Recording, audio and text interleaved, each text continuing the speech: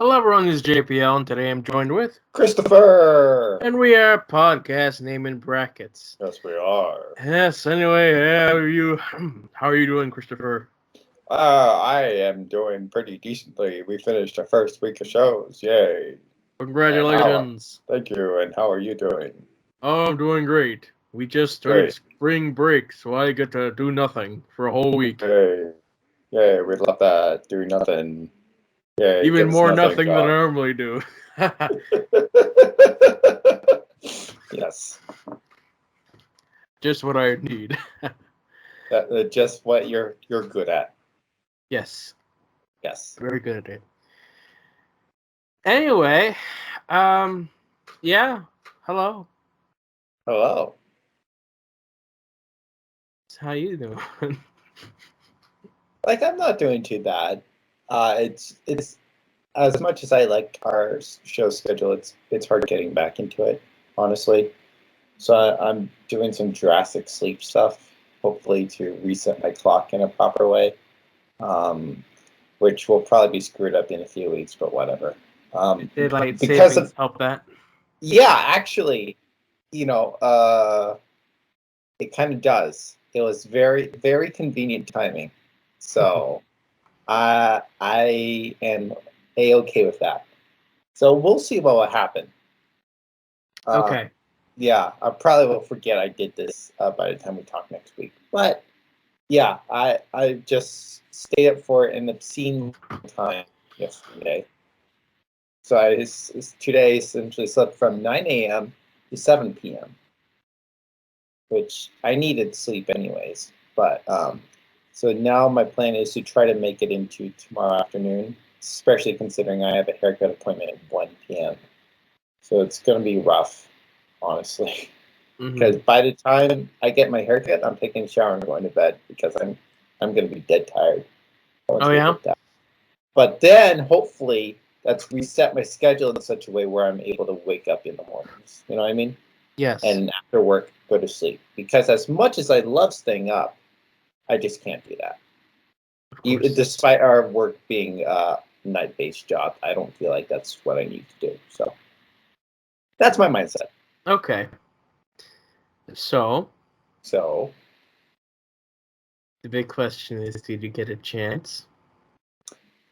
So with my sleep schedule kind of being a little whacked out, I haven't been able to take advantage of the time as I really wanted to, which bummed me out because it's not just your mixtape that I wanted to listen to, but it's also stuff I want to do, right? Okay. Regardless, an hour before we called, I went ahead and went through the stuff. Oh my gosh, you actually did it? I actually did it. Oh, thank goodness.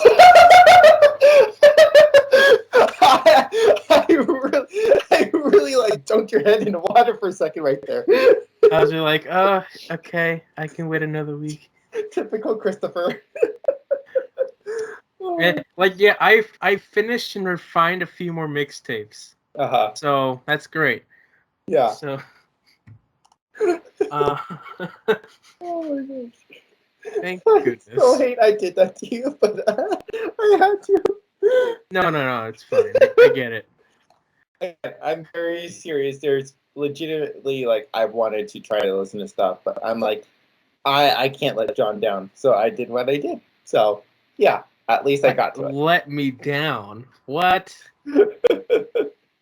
That's difficult to do, Christopher. All you gotta do is sleep.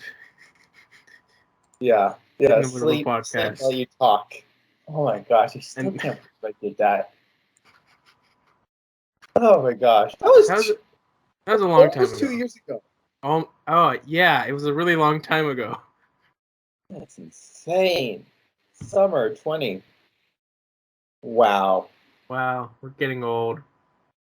Speaking of old, I'm tired of these gas prices. So, I'm a little lucky because there's one nearby town which has the cheapest gas prices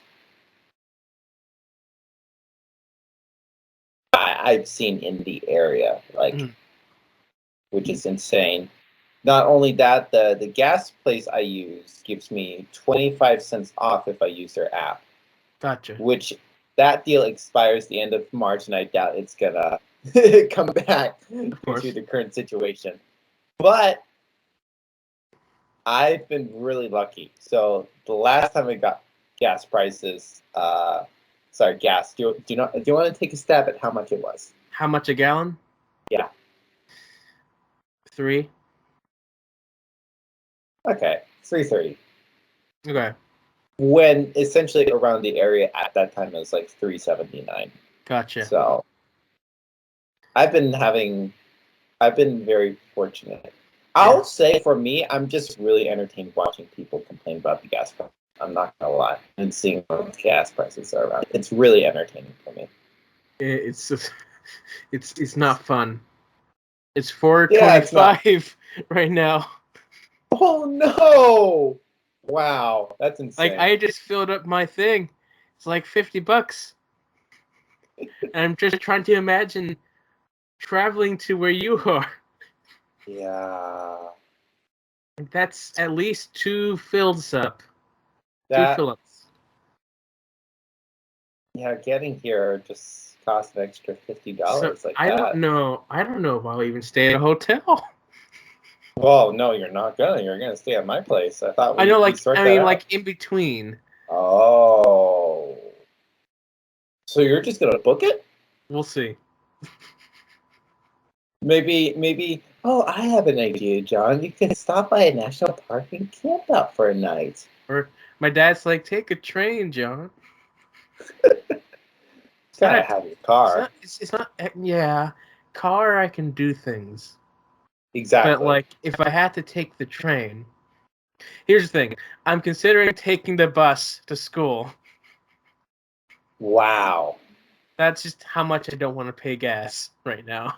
Wow. Because like it's at least once a month. Sometimes it's twice a month that I pay gas. I don't want to pay that much with these prices. How much was it? It's like $50. Was. No, before? Yeah. 30. Has an extra 20. Gotcha. So wow. And like it was 30 if I was like down to 1 bar. So it was pretty good. Man, I miss those prices. I remembered like traveling to go to summer camp, and I thought the most ridiculous gas price was like $3. Now it's $4.25. Some places it's $8. It's ridiculous. It is insane. Man. Now I know why people didn't like Obama's gas prices. And that's the truth of it. That was the truth. This is what it was like 10 years ago. So I really wonder, is it gas prices that determine elections? It is for me now. Oh my gosh. And now, due to the soaring gas prices, John has finally forced himself to vote. Yes. Anyway. Oh my gosh. Let's go back to the mixtape. Yes. Speaking of gas. So to remind people what this was. Okay. This was like a mixtape of the different advertising songs used for Bionicle during its time. So these were in advertisements, TV commercials, in video games, in movies that they would play. So right here I have like a list of 10 songs that make up this little album here that were the most well-known that made up the franchise till the very end. And so very childhood and nostalgic for every Bionicle fan. And so I shared it with you, and let's see what your verdict is.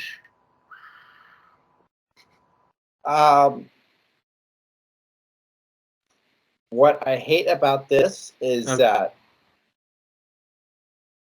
what I'm going to talk about first, most words, and then I don't have much to say after that, which I feel bad.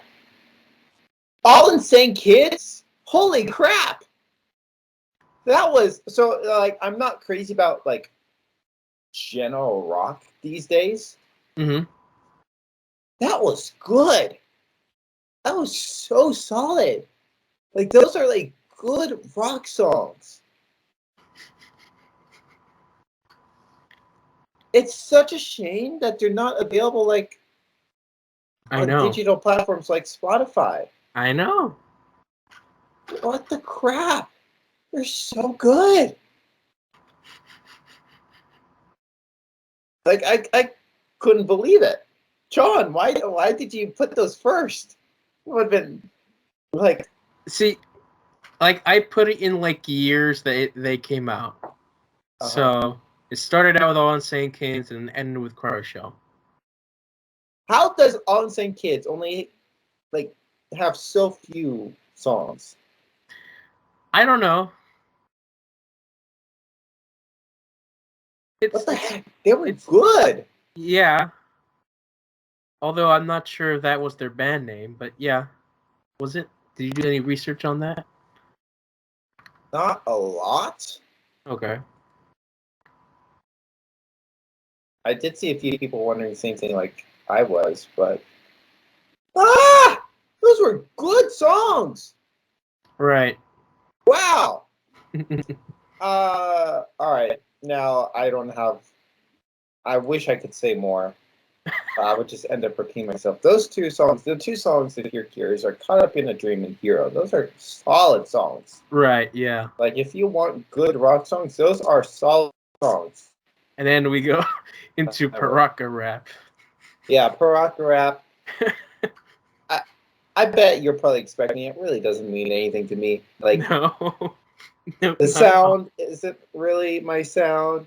Nope. Obviously, lyrically means nothing to me.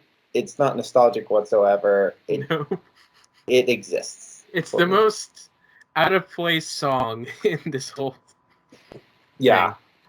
They were trying something when they did that. Mm-hmm. I can't say they succeeded, but they tried. Let's talk about Cry of the Shell for a hot second. So the first song in the list had a female vocalist and a male rapper. And then the second song had a male vocalist. And I'm like, what's going on? You have any insight on that? I mean, they're both together. They're both lead singers, so. Okay. Gotcha. That just kind of surprised me. The song that stuck out the most was Closer to the Truth, I'd say. Okay. Not. I know I just listened to these songs just about an hour ago, but right. So it's really remember it. Yeah, I wish I could say more. Because honestly, my intention was to listen to these at the beginning of the week and revisit it once throughout the week. Right. So, which I didn't get that. But Closer to Truth was my favorite. The songs that John put in here were Creeping in My Soul, Face Me, Gravity Hurts, Closer to Truth, and Bye Bye Babylon. Which Bye Bye Babylon probably was my second. Okay. I don't know. But also, obviously, Creeping in My Soul had a good first impression as well. So. Right. Gravity Hurts would be my favorite from theirs. Okay. I wish I remembered. I'm sorry. It's fine. Yeah, like it definitely takes like a lot of reviewing in order for me to get over. But this was one because the song is associated with an official video that I would watch over and over again. So that's why I really liked it. Gotcha. Bye Bye Babylon is the one that I listened to the least, so it wasn't all my favorite. But I think it's got some pretty cool guitar riffs in it. Closer to the Truth, I think, is starting to get more into my brain. Again, it was like during that time where I wasn't really listening to that much. Yeah. Face Me, I don't remember. Gotcha.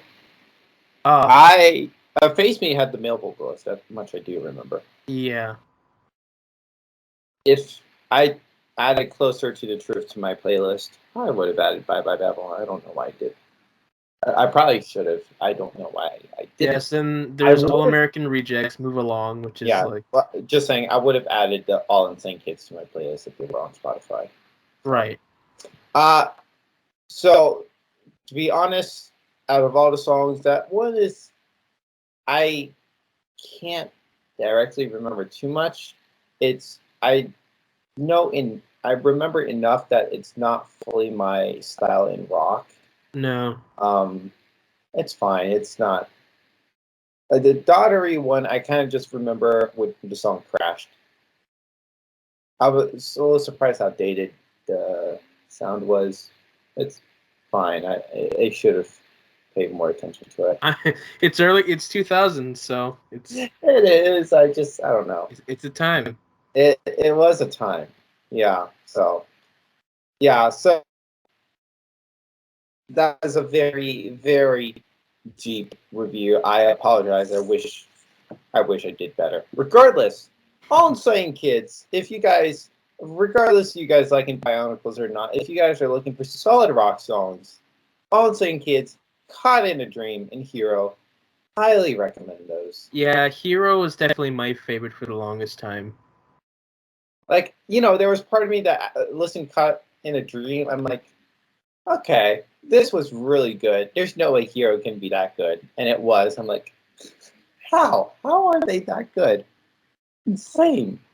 Yeah, Cry Shell doesn't do much after Bionicle, which is a shame. Because they got some cool hits. They would do more because they're known to be a Bionicle band. You know what I mean? Sorry, Yeah. you know what I mean? Yeah. Because they would literally have, people chasing nostalgia crying after them. Actually, looking at it, they actually released a single in 2021. Huh. I'm not Released sure if it in was one in a new one or Fox, something. FAUX. Unless that's one day from the Bionicle era that wasn't on streaming platforms. No. This is all the main Bionicle stuff besides like official non-band stuff. So Fox is a Bionicle song? No. Saying? No. No, anything that's not on this album was not part of Rock Band. Gotcha. It was just like non-band music played within films and video games that they would use. Interesting. So there's a lot of Bionicle music out there. Okay. But none of them are to this standard of nostalgia. Mm-hmm. Right. But yeah, so that was fun. That was kind of fun. So thank you. I will. Yes. So what do you want to do for the next thing? So if I send you a list of songs, do you also want me to listen to songs that you send me, or do you want to go one at a time? Here's the thing. I'll give you this thing for you to put on your list to take a look at. Okay.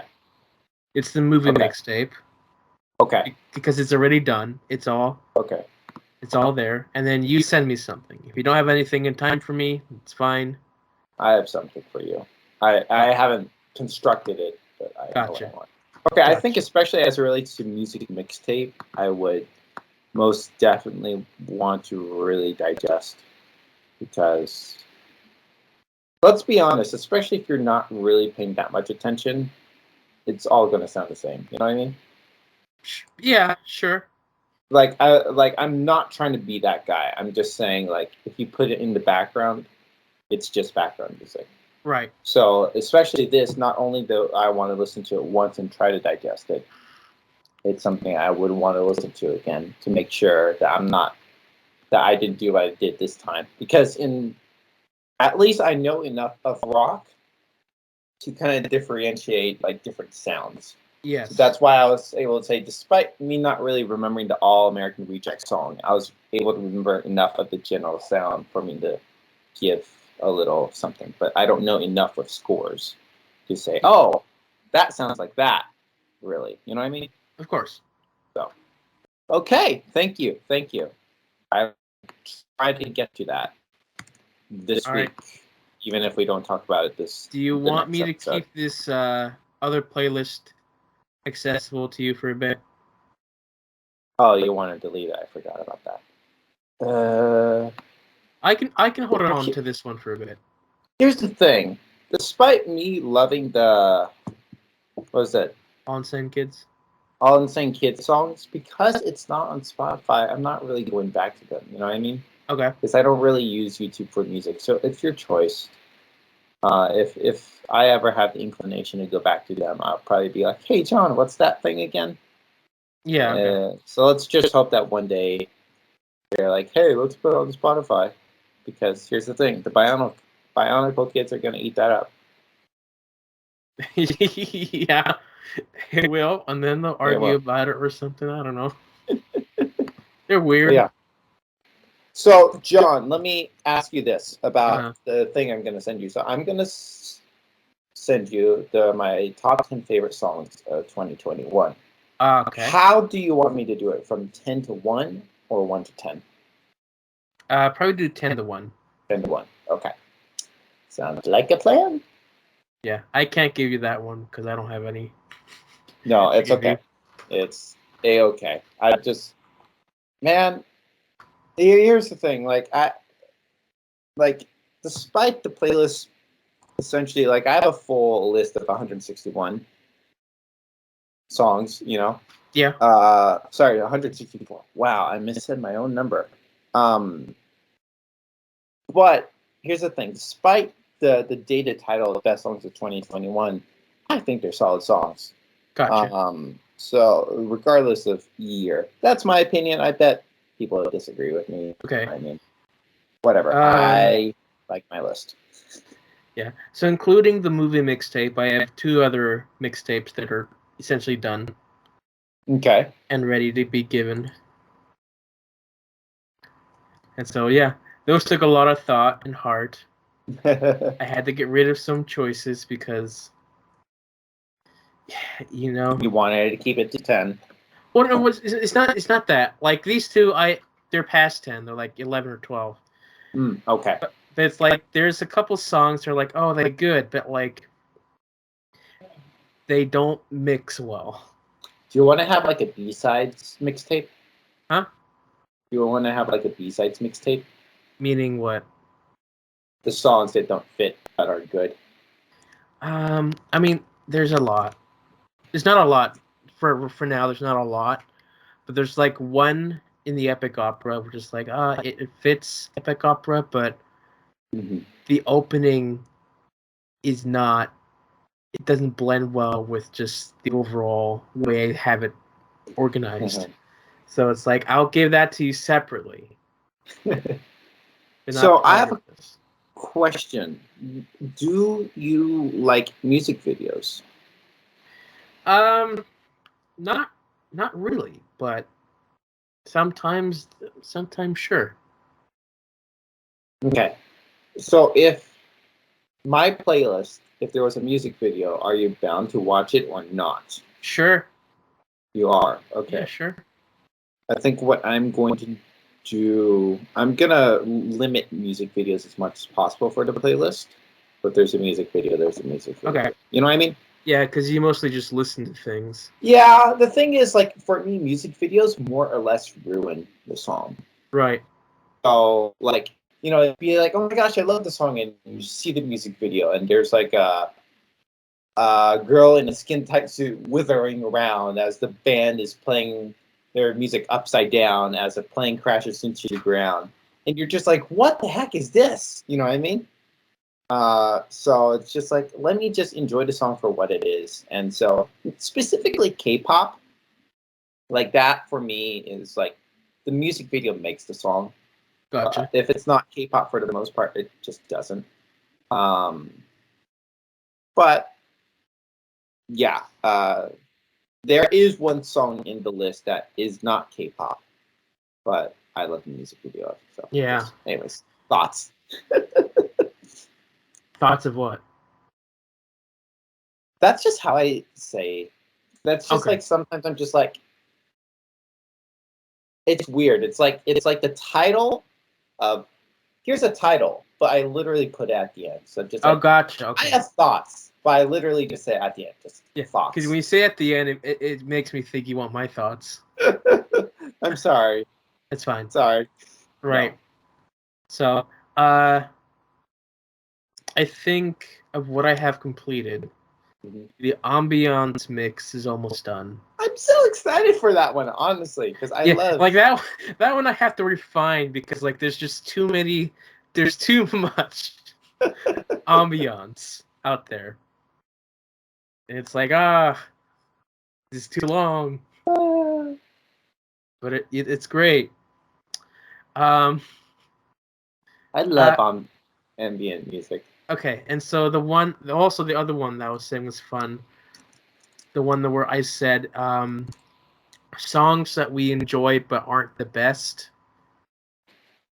I'm recalling that the guilty pleasure mix. I like it.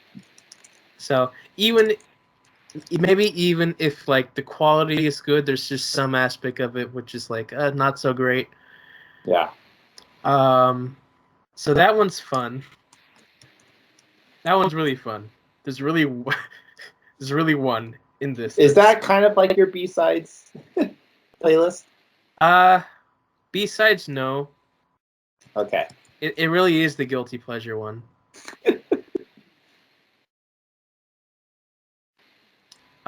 Let's see. Oh, right.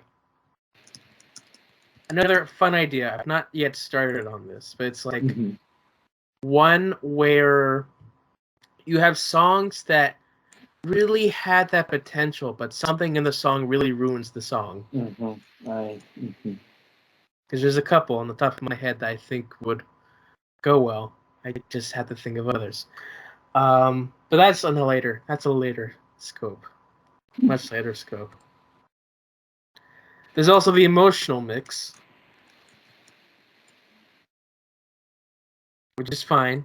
It's not big yet. Still working on it. Yes. The featured mix. Okay.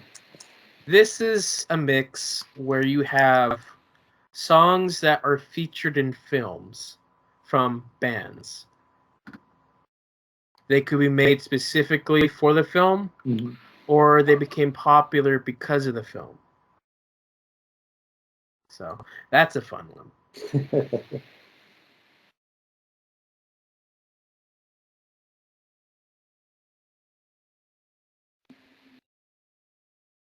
This is a fun time.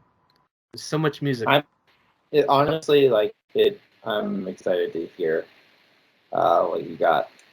Because it's interesting. Like last year, I got into am I crazy about movies still? No, not really. But like I got more into like music, music movies, and now that's what we're talking about. And then now we're doing some more music things, and that's fun too.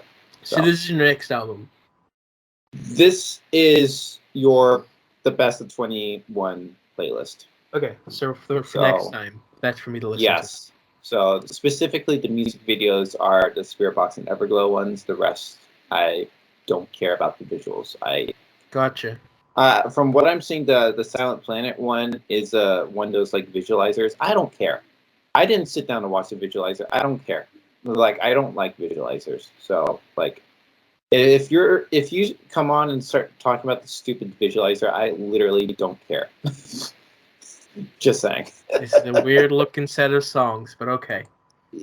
It's a diverse set of songs. It's very diverse. It's also weird looking to me. Anyways, yeah, so. Should be interesting.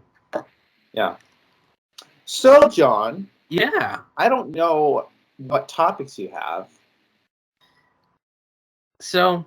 But I have one if you don't have one. Okay.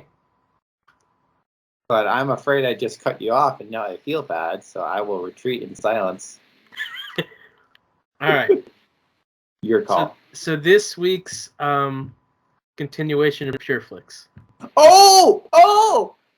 Yes. Okay. I'm excited. Let's see, I watched 3 movies and another episode of Hermie and Wormy. I love that. All right, let me take a look at my diary here. All right. So. Did you watch that movie? Love on the Rock? Yeah. Oh, yes, I did. Oh my gosh, I bet it's bad, Um, or meh? yeah. Was she ever in a bikini? She was never in a red bikini. Why did they go to The new such poster lengths? is her exact outfit. Why did they have to go to such lengths to be like, I let's market this to a I don't second think it audience? was the studio's fault. Marketing is a separate side to things. They do their own thing. Screw them. Yep, screw them. Also, her hair is never that long. So her hair is held back that way. Okay. Fun stuff, fun stuff. Oh my gosh. Yes. So my review, very short and simple, was a Yes. simple movie with a common premise. I'm It's a not surprised. passable Christian movie that doesn't do anything we haven't seen before. So, is it a Christian movie? It is. It is. Yes, it The is. trailer didn't seem Christian to me at all. Okay. All right. Like Christian, they throw the Bible at you. Okay. Okay. At least it's not terrible, but that's the sad thing. It's not terrible, but like, it's not great. See, why do we need recycled content? here's the thing. Another thing. I said another thing that that's commonly that I was thinking of this while watching the movie. This could be a good Christian movie that came out 20 years ago. Everything in this movie is so outdated. The story premise, the way everything looks, just the way that the film looks, the way it's shot is like 20 years ago. The VFX 20 years ago, even then, even older, wasn't great. It was actually laughable at times. Yeah, 20 years ago, this whole spy thriller, that was their prime. That's when this movie would have been crazy in the Christian world.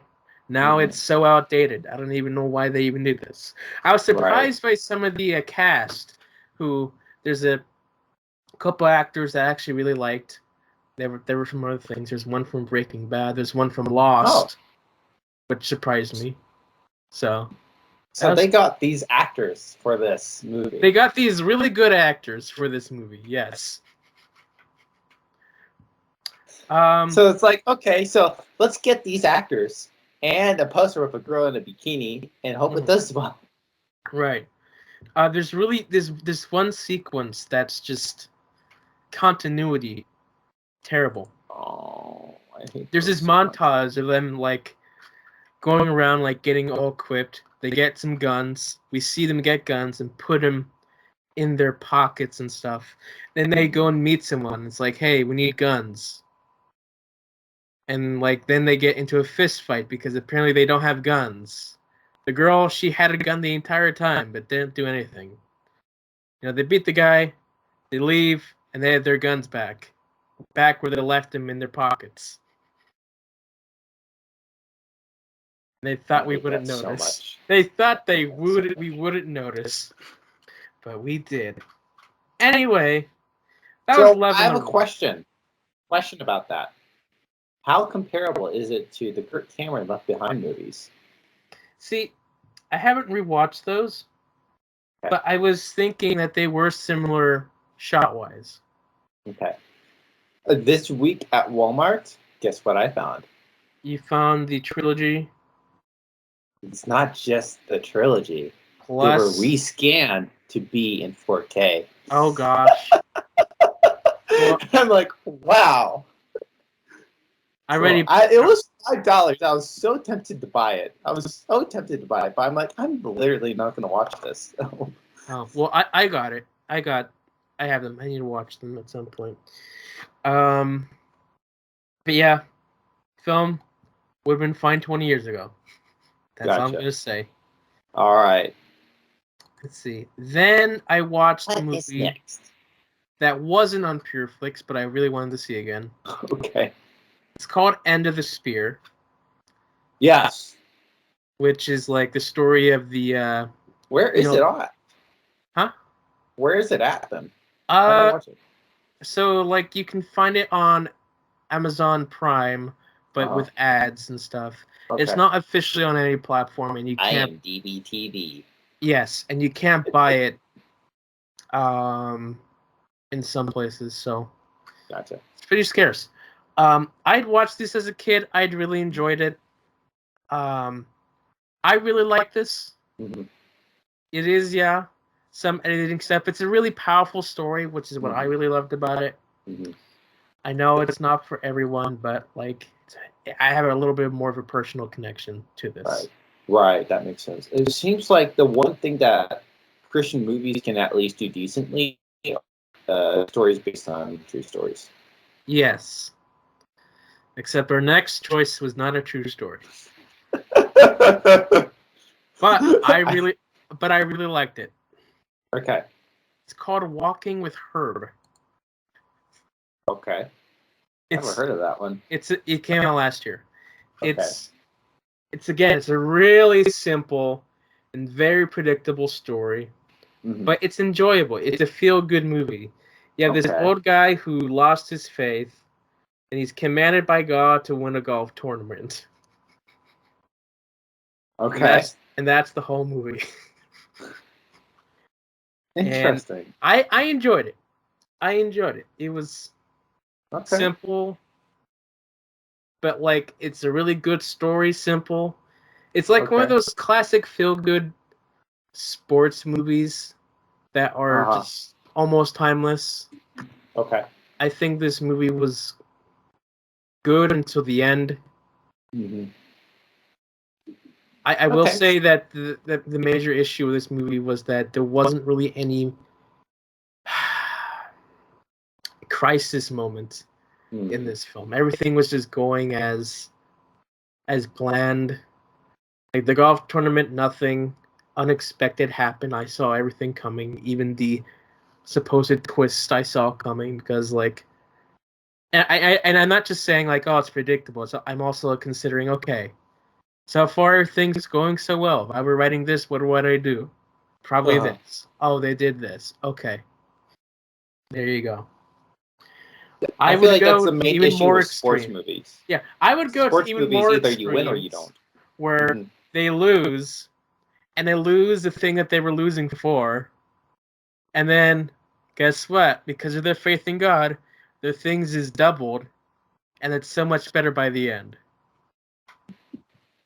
They try that, but like it's like the guy who won just gave them the money anyway. Okay. I mean, that was a good story, but like I would have gave it some more stakes because it really needed some stakes. Right. But if you just want like a simple feel-good movie, there you go. Walking with Herb. You got George Lopez. So, it probably would be on PureFlix. There's one movie, if you have the time for, I'm really curious of your thoughts on. Okay. The Secrets of Jonathan Sperry. The what? The Secrets of Jonathan Sperry. Let me look this up. Yeah, let's make sure it's on there first. Yeah. The Secrets of what? Of Jonathan Sperry. Okay. Let me.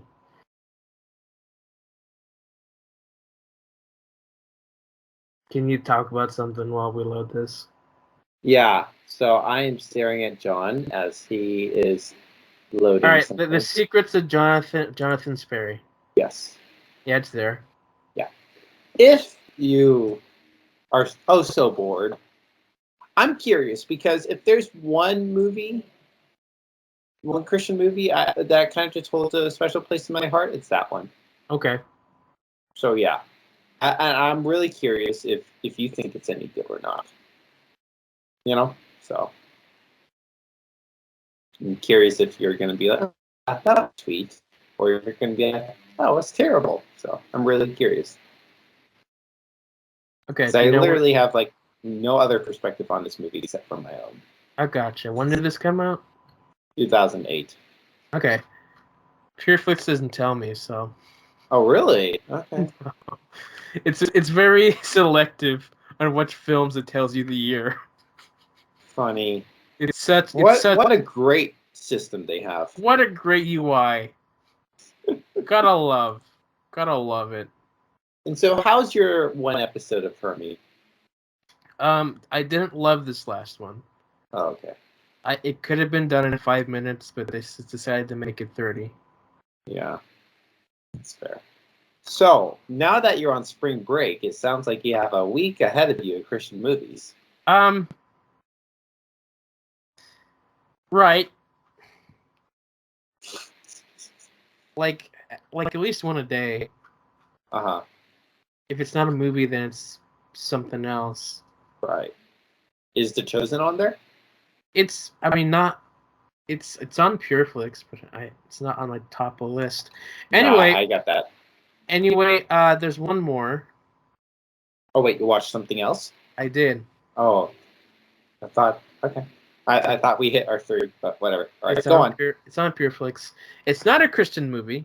Oh, what? What is Pureflix then?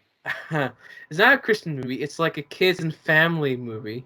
Aw, but it's not Christian, so who cares? What is it? It's called Opposite Day. Okay. And it's where the roles of children and parents swap. Okay. Where the children become the parents and the parents become the children. And this movie could either be decent or downright terrible. I mean...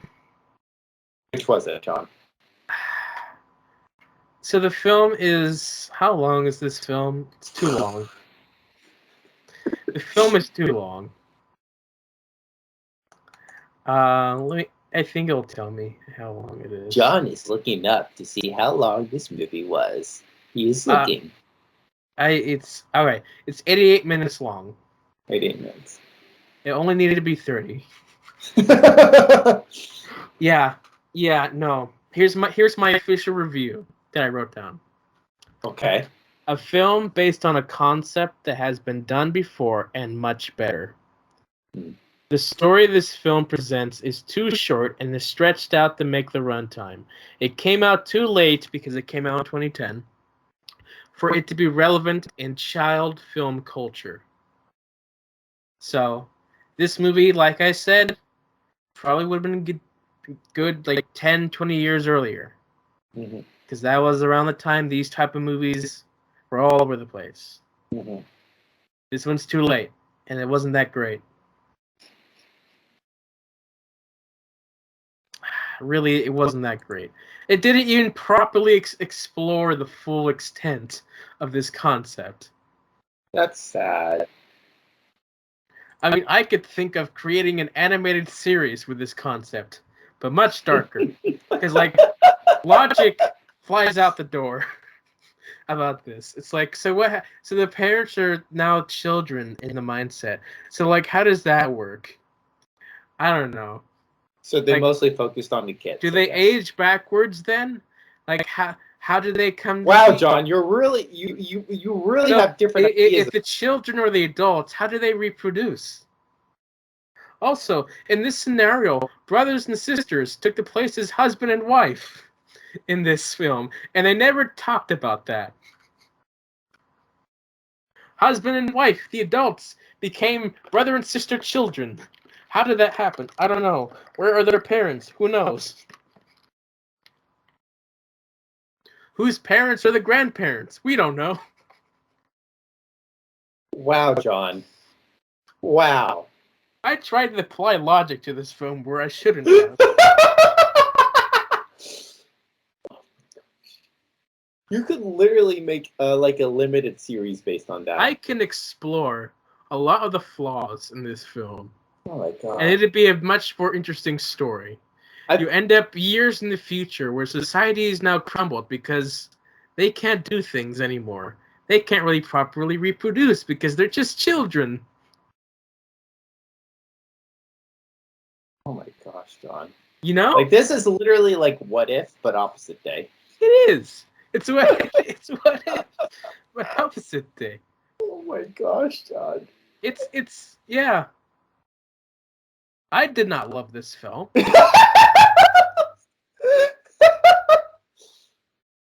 I mean, sure, I'd probably show this to my kids as a fun thing, but like, it's not on the top of my list. Hey, kids, watch this movie.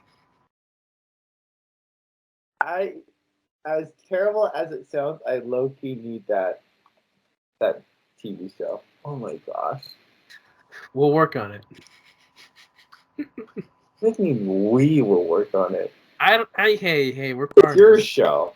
My show. Your show. Post-apocalyptic future. Yes. Oh my gosh.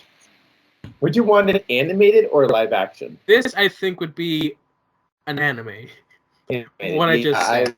Like That's a story of an anime. Yeah. Oh my gosh. It's so out there. It has to be animated. You can't do it in live action. Yeah.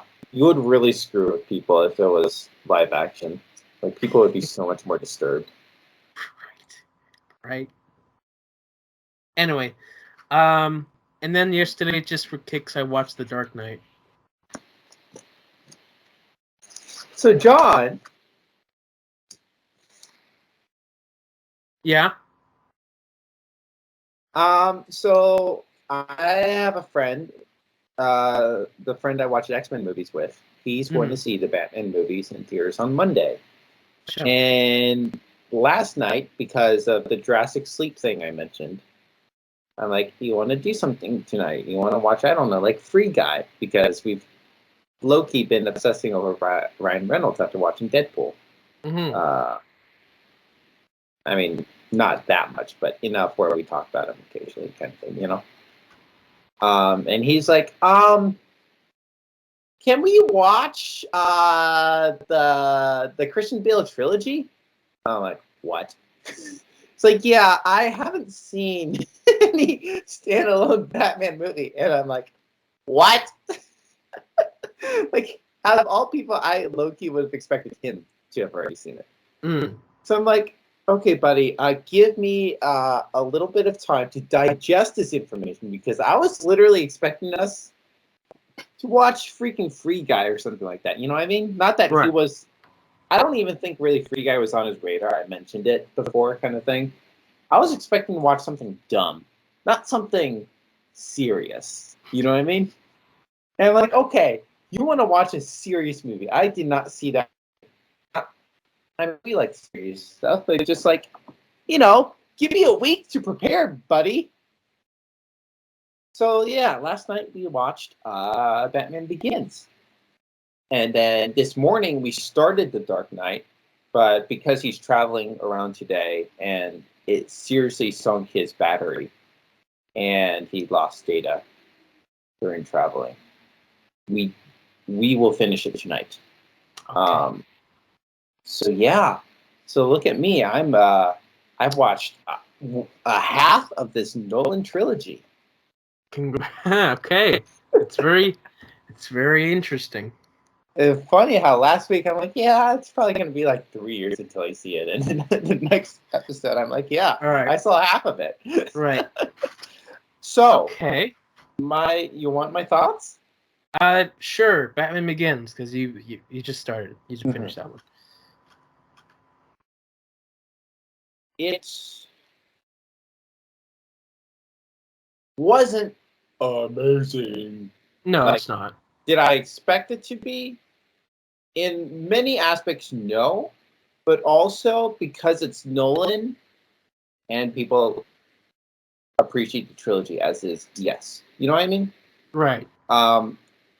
Thankfully, it wasn't as bad as me going through the McGuire movies, where I'm like, what is this? You know what I mean?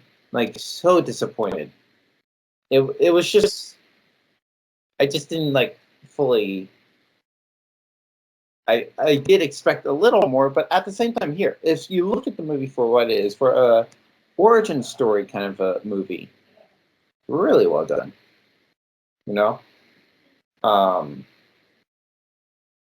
Also, it being first DC outing, I can't help but compare it to Marvel. Not necessarily out of pure pettiness. Not pettiness. Really, the only pettiness I'm really thinking about is the fact how DC fans get after Marvel fans and Marvel fans get after DC fans. That was the only petty of my comparisons. You know what I mean?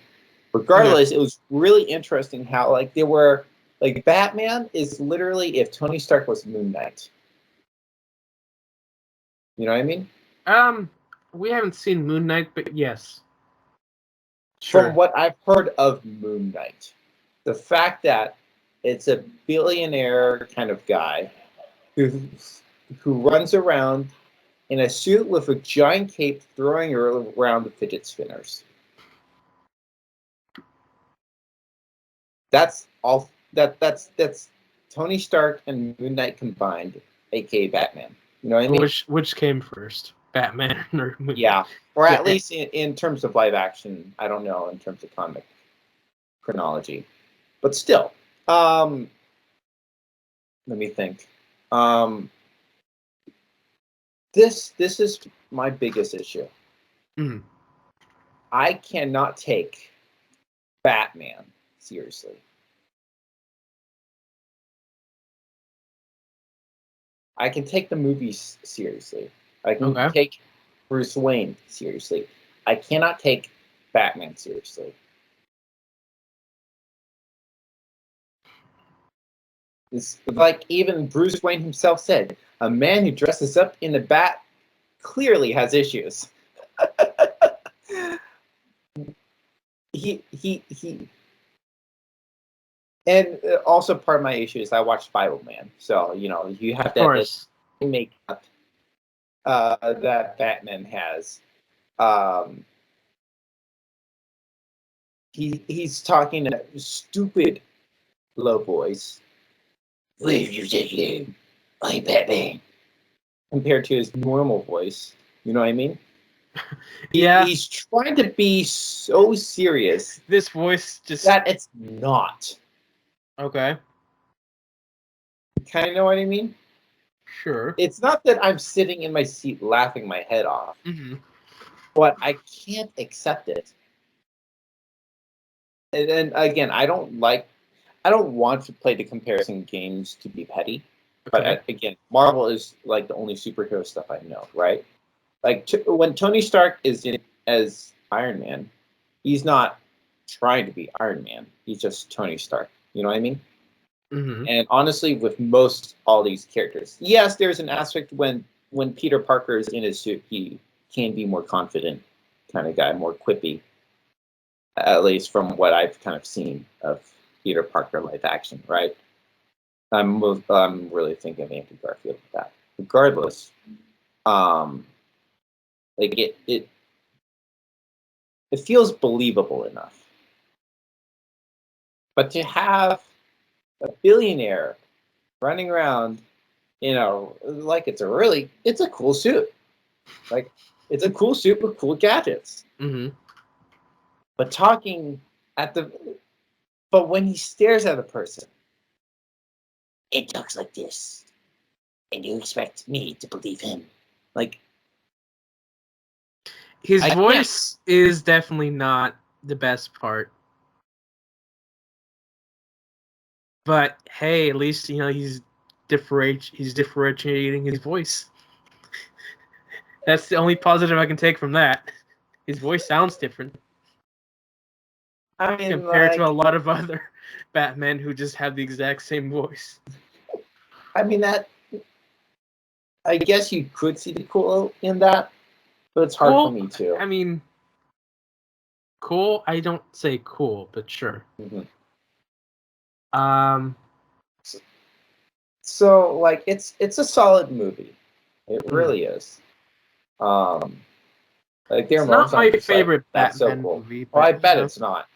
But I'm just saying, like, I wasn't disappointed. You know, like I mentioned going into Marvel, I thought it was going to be stupid, and it wasn't. You know what I mean? I thought it was just going to be explosions every minute, nonsense, no story, no character. And so after going through Marvel, I knew enough. I was smart enough that I knew that at least this Nolan Batman thing wouldn't be like that. I knew it's a serious outing. I knew it's a serious movie, and so like definitely delivered on that. There are great moments. There are moments I'm like, oh my gosh, that's so cool. His Batmobile is freaking cool. But it's. Oh, also, I like the idea of a fictionalized city because with Marvel, it's just like, oh crap, there goes New York again. I mean, that's DC in general. Every city's a fictionalized city, and like when they try and put it into an actual map, it doesn't make sense. Mm-hmm. But we just ignore the map. But the thing is, like, the fictional city felt very real. I love the fictional city. Yeah. Because you can make your own rules. Yes. It was really because you try to do that with New York. I mean, this is no comment on Daredevil, but like if you try to give New York its own rules, it doesn't work. You know what I mean? Like, because you already have an idea of what New York is like.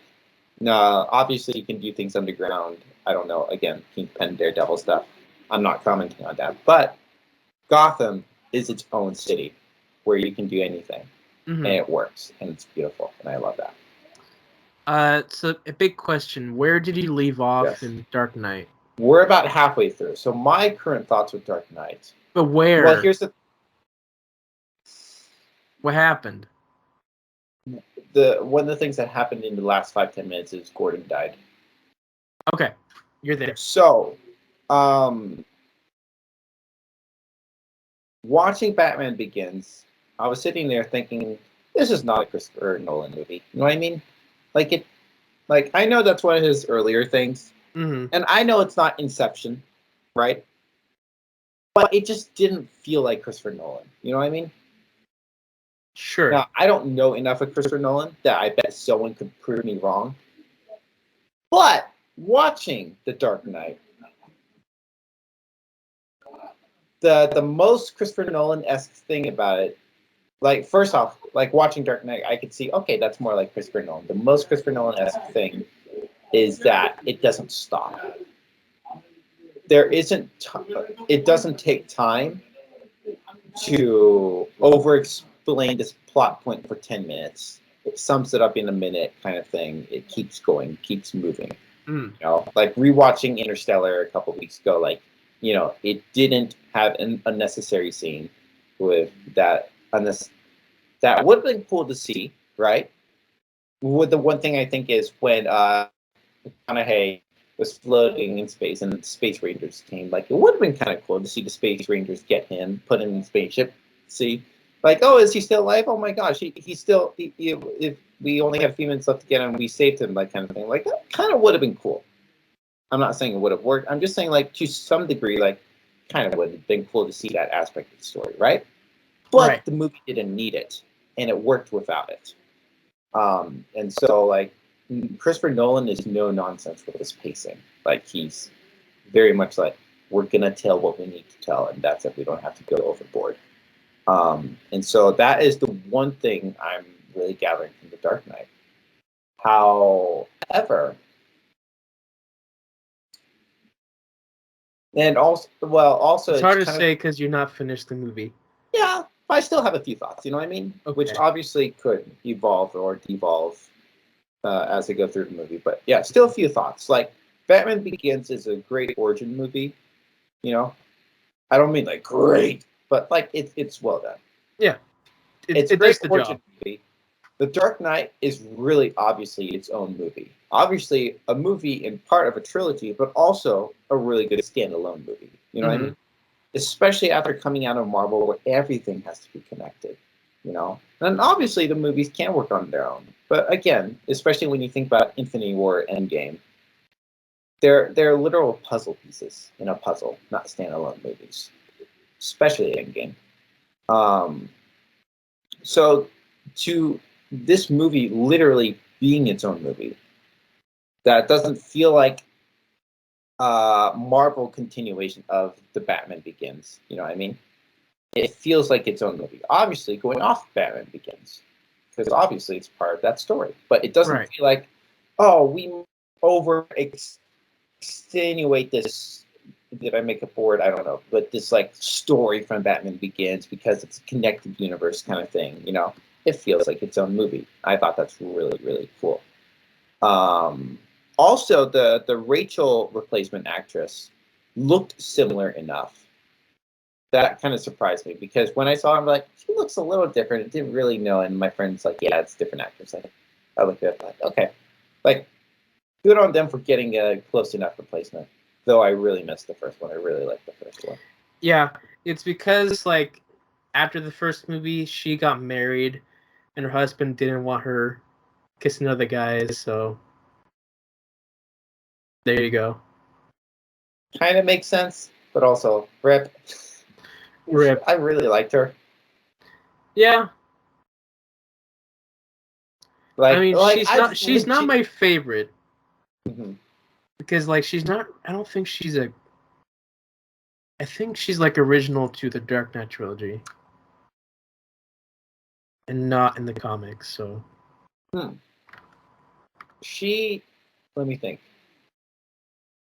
Like, I've legitimately wondered how partners in marriages feel with, them being actors and them having to kiss people. Like, how do they navigate that? So the fact that, like, they have their ground rules, like, I hope it was mutually agreed on, kind of thing, instead of a husband being like, "Oh, you can't do this." Okay, kind of thing. You know what I mean? Right. But, like, props to them for knowing their boundaries, kind of thing, I guess.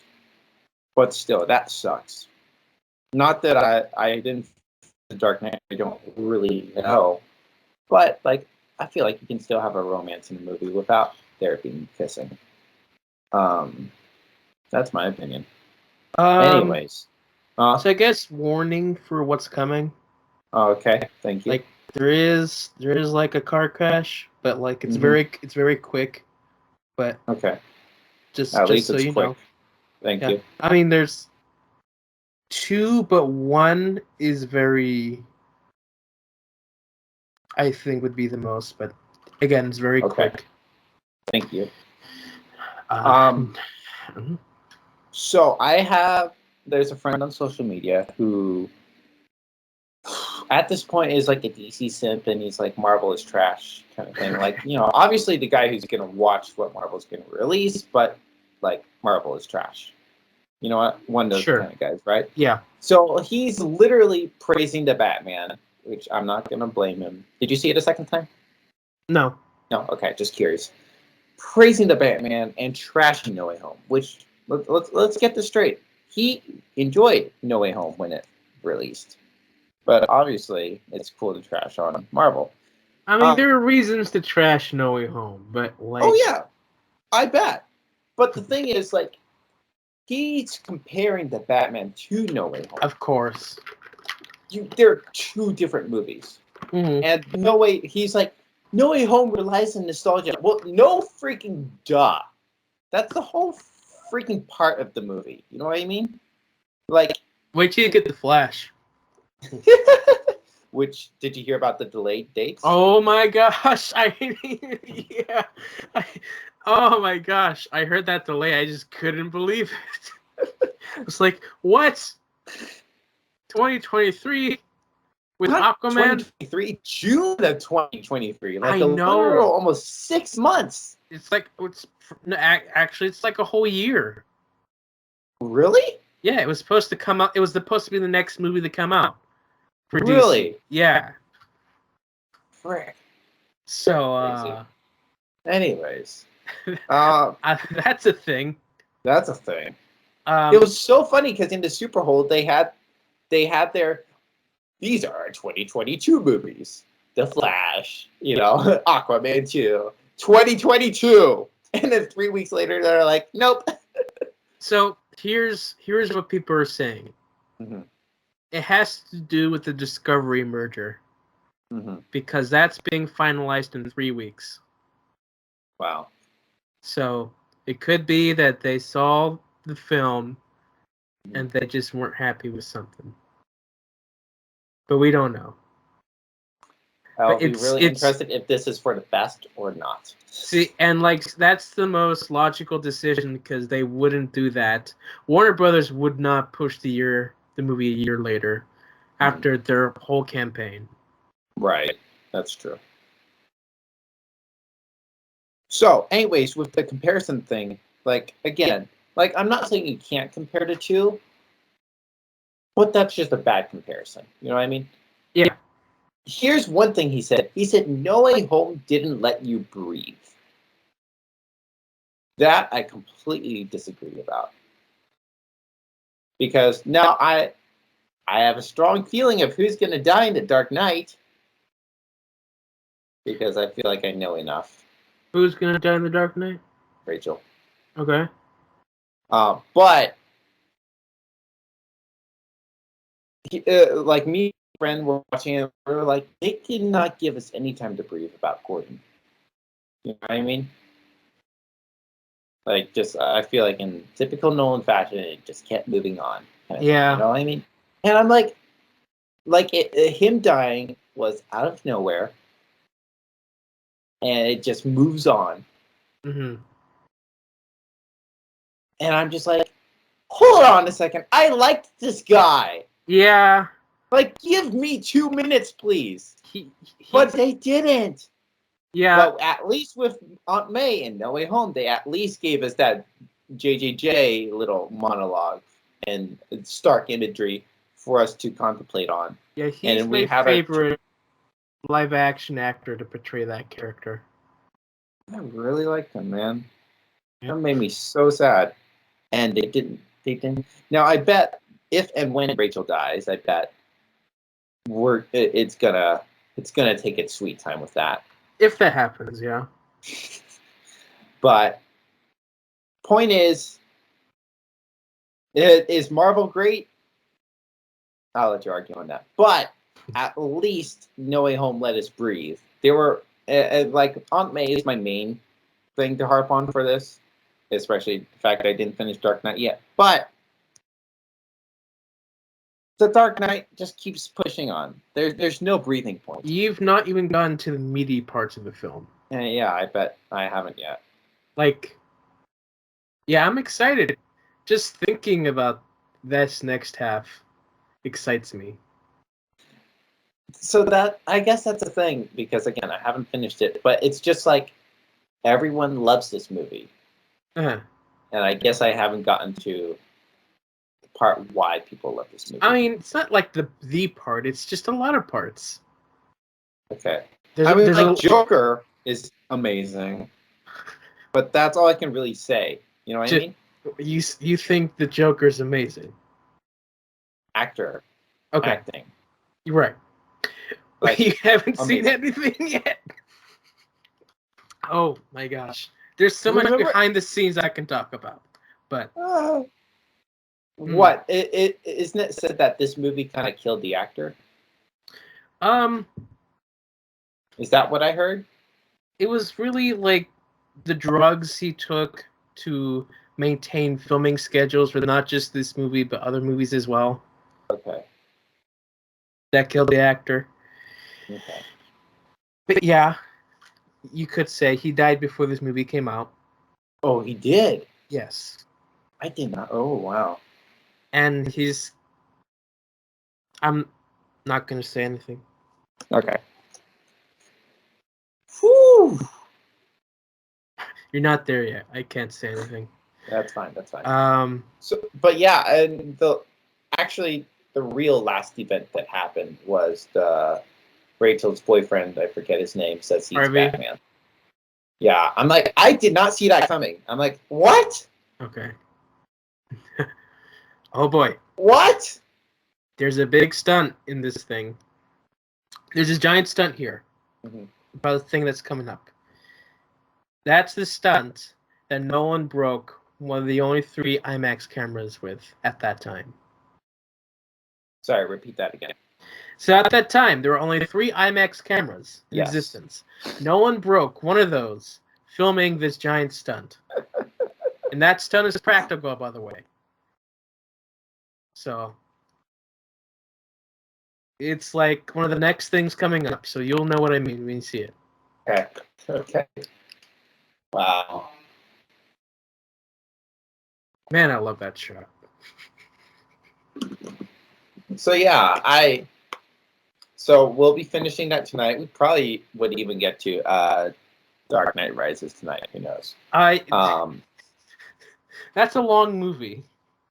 Dark Knight Rises. How long is it? It's longer than Dark Knight. It's 2 hours and 40 minutes. Dark Knight's 2 hours and 30 minutes. If I'm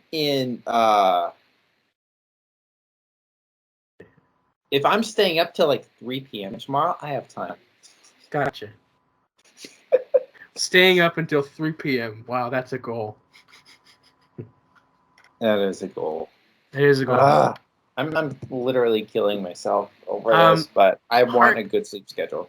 So. Harking back to something you mentioned earlier, you were talking about what kinds of Marvel films I think Zimmer would be a good score for. Yeah, the reason why I texted you that is because I had one thing in mind, but you didn't have that answer for me, so I'm like, never mind. I thought of one more. Like the two that I wrote back were, of course, Daredevil and Ghost Rider. You have more. You said Spider-Man as well. I said Spider-Man because you did that movie, but like, I was confused by your question. Okay, gotcha. So I did those two, but I just thought of one more that I think best works, and that would be the X-Men. I think he could do a really good X-Men soundtrack. And he'd probably harken back to the animated series with those electronic sounds. Do you know what's my thought immediately when you said that? What's your thought? Repeat that. Repeat that. Dark Phoenix. He did that? Yeah. Okay. I haven't listened to that, so okay. I don't remember the soundtrack in that film. I mean, if we're to be honest, did they even try with that movie? Like, actually, the one thing I'll give that movie is the fact that there's a few like really visually like stunning like effects. Sure. With Jean Grey, like there's a few of the effects where it's just like that's really colorful. I'll give them that. That's probably the best part of the movie. So like, there's some really cool colors. So what was your answer? No, I didn't have an answer. But with the original Iron Man soundtrack, Hans Zimmer actually did help contribute to that. Yeah. Which I just randomly remembered, and I just thought that was interesting. Obviously, it wasn't his score, but he did contribute to it. So I just thought that was interesting thinking about it. Because I thought your answer was Iron Man, or at least one of them. So I'm like, huh. But yeah. Oh yeah, a little trivia thing that I've been holding for a while and I forgot. I keep forgetting. So, you know the '70s Hulk TV show? Yeah. Yes. So the actor who like plays the Hulk, the green guy, was the voice of the Hulk for the Marvel movies up until Ragnarok.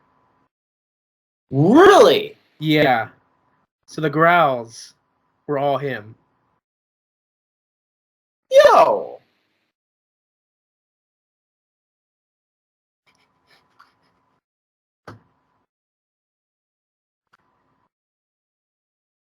That's really cool. I know. All this time I thought Mark Ruffalo had a voice in him, but I guess not. I mean, maybe Ruffalo did some of the actual lines, but like the actual Hulk stuff was him. That's really cool. Yeah, he also did Hulk's voice in the '90s cartoon, which was like, what? Really? No wonder I sounded so good. Yeah, that was really cool. But then, of course, Ruffalo took over because, their change. But yeah, that was a cool tidbit. So, I don't know if you know this, but did you hear about the actor William Hurt? I just heard about that. Yeah, he passed away today. Mm-hmm. That hit me when you mentioned Hulk. I'm like, oh yeah, because that was his first appearance. So William Hurt passed away today. So I was just reminded of that when you mentioned the Hulk, because Incredible Hulk was his first appearance as Ross. Oh. Yeah. Oh, this is Ross. Yes. Ooh, okay. Not that he was like had a lot of character, you know what I mean? But I was legitimately curious if they had plans for him in the future. You know what I mean? Right. And at least in actor form, that's not to be the case. So, I mean, a little sad. Not that I mean, obviously sad because of, you know, it's always sad to lose somebody. But, you know, and I never really liked the character. You know what I mean? But I was always curious, like, what would they do with him? You know? Right. So, yeah. So, I mean, I felt like Endgame was a good, or Infinity War was a good spot to leave him off. Even though he had back in Black Widow. Yeah. Black Widow. I mean, although because of the timing, that would work so well. It does, but it hurts me that Black Widow had to be his last one. Unless he's in Armored Wars, who knows? But the thing is, they haven't even shot that one yet. Okay. Well, there you go. Which shocks me. I'm kind of excited about that one. But, yeah. If you were curious, who was that guy in... I can find a name. The white guy in Black Panther. Oh, Martin Freeman? Yes. He will be in Secret Invasion. Okay. So interesting. Yeah. So I guess if anything, we probably could have expected Ross in Secret Invasion. Secret Invasion would be the one to see him in. Yeah. So I'm curious if we'll see him one last time or not. But also, like, they're still shooting Secret Invasion, so I mean, I don't know if they're doing reshoots right now or if this is the main shooting they're doing right now, but yeah. Why that guy? Why Martin Freeman? I don't know. I mean, he's a good actor, but like, that's not his best character. Yeah, I don't really.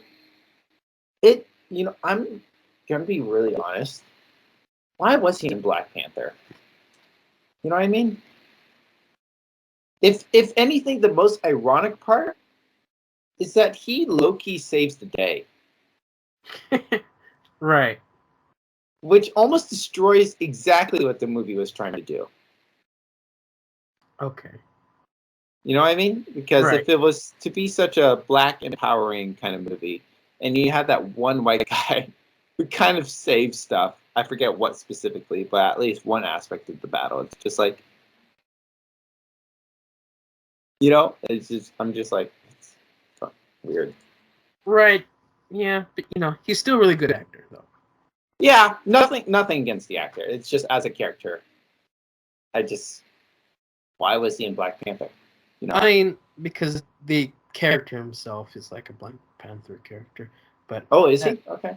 I mean, in the comics, yeah. Okay. I guess it had to be that way. Same as Claw, but they dealt with him. But that makes more sense. You know what I mean? Like he's the antagonist. Yeah. Anyways, I'm hearing that he's also going to be in Black Panther too. Martin Freeman. So. Yeah. Which at the end of the day, I'm not against. Yeah, it does make sense. I'm not against it. I'm just saying, like, the fact that he was in it in the first place is just a little weird to me. But it is what it is. Sure.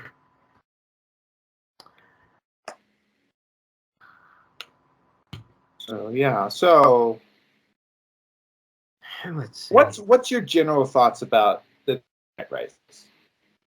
Dark Knight Rises? Yeah. I didn't love it when it came out. Mm-hmm. I think it's a beautiful. The cinematography is great. It's fantastic, actually. Mm-hmm. But it's very different. The main villain, a completely different take of a classic villain, which is a little bit controversial at the time, but he is a good, intimidating villain. Mm-hmm. Part of it at the time was that was like the film that a lot of the audio mixing was becoming a problem with Nolan. And I've learned why. Okay. So Nolan actually has said that he mixes his movies to the best quality IMAX with no plans of releasing it edited down for different theaters. Hmm. Except for like film releases, of course, and DVDs and such. So that's just his stance. Like, I work my things to the best of quality. I'm not gonna like put it down for other stuff. Which sure for the art, yeah, but like for audiences, not so great. That's why Tenet was very, So it's literally mixed for IMAX. It's mixed for the best IMAX viewing experience possible. Yes.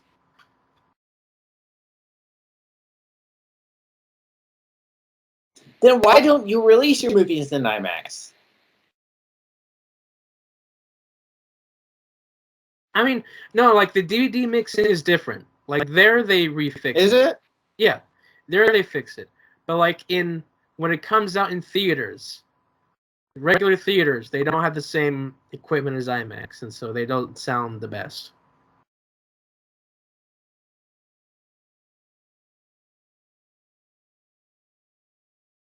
Then just release your movie in IMAX. If your whole thing is about that big quality, then don't send it to the small theaters. Well, I don't think he has the choice, like, to not send it to small theaters. Yeah, His distributors, they send it. They send it. But anyway, yeah, Dark Knight Rises. It's got some really cool stuff in it. Mm-hmm.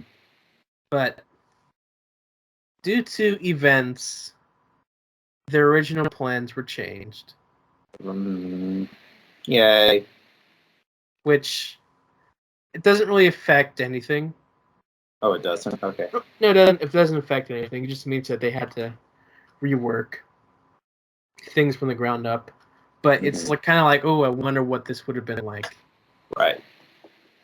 I didn't realize it released the same year as the Avengers. Yeah. So that also means I didn't realize that Inception was literally released in between the two. Correct. That's so crazy to think about. Yeah, oh yeah. So there's like actors from Inception in are there? Dark Knight Rises. Yeah. I mean, not Leo. Really, it's just like, oh yeah, like 2 guys, 3 guys, 2 guys. Huh. Nolan reuses a lot of actors. That's for sure. I've heard. That's funny. Wow. So, this movie, would you say it was to fulfill the contract? What? Was this third Batman movie contracted? Or did Nolan actually want to do this movie? I don't recall, but I know that like he closed it off. It does close off the trilogy. That's for sure. After that, he wanted nothing to do with Batman. I saw an article the other day that Christian Bale was approached with a fourth Batman. He's like, I want to respect Nolan's wishes. Correct, because you can't. The way the movie ends, you just can't undo that. Okay. You can't do that respectfully. Like even then, like back when the Man of Steel Superman, they were like, oh, why don't we have that in the same universe as Dark Knight? No one's like, no, get away. I don't want you. Would you have liked that?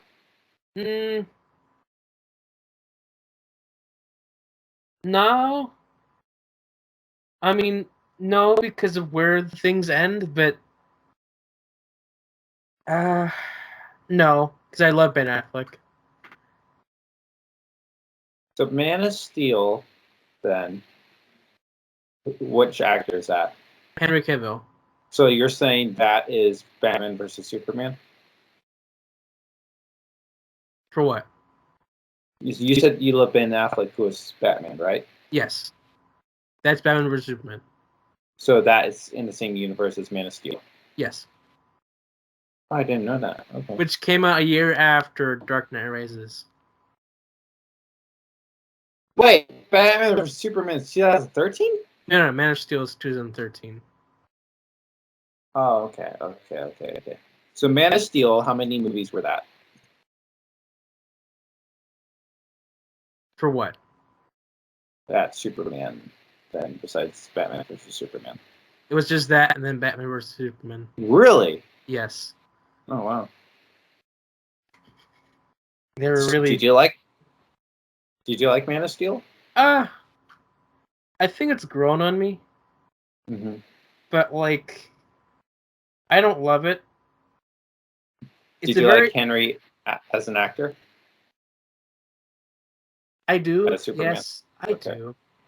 So I guess that's it's such a different portrayal.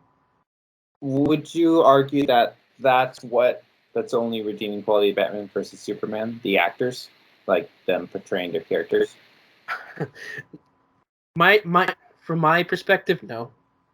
No. I actually like the story. Oh, okay. Of the extended version. Uh-huh. Because that makes all the difference. How different is the extended from the theatrical cut? It's 30 more minutes Mm-hmm. of crucial detail. Okay. Yeah, the theatrical version just pales in comparison. It's so funny to me, like seeing the extended cut in stores and Wonder Woman's right in the middle. It's just funny to me. Why? Because it's Batman versus Superman movie, and you put Wonder Woman right there. You know what I mean? Sure. Like, you would kind of think that Batman versus Superman is enough of a selling point. Sure. And hey, like, legitimately, again, it's cool. Wonder Woman in the mix of that. Do I know anything about Wonder Woman to say that? No, but I'm just saying it's, It's the first live action Wonder Woman since Linda Carter in the 70s. Right. Which is but I'm saying, like, at this point, we have the Wonder Woman movies.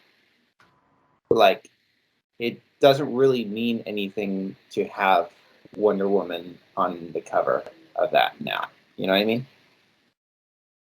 No. Because if anything, if I want to see Wonder Woman, I'm going to watch Wonder Woman, not Batman versus Superman. But she's like a part of that movie. So I wouldn't cut her. Because, again, she's a big part of the movie.